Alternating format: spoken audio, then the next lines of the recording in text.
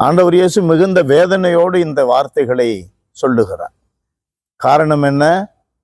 உலக போக்கிலே அவர்கள் விருப்பத்தின்படியே எல்லாம் நடக்கிறார்கள்.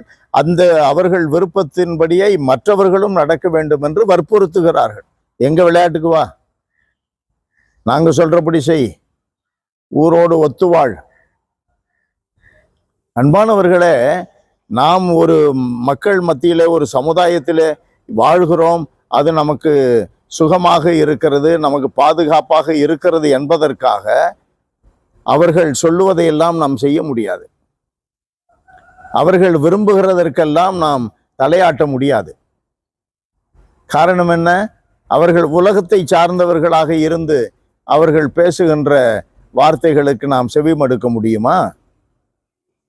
ஆண்டவர் இயேசு இதன் வழியாக சொல்லிக் கொடுப்பது என்ன? அப்படிப்பட்ட பாதைகளிலிருந்து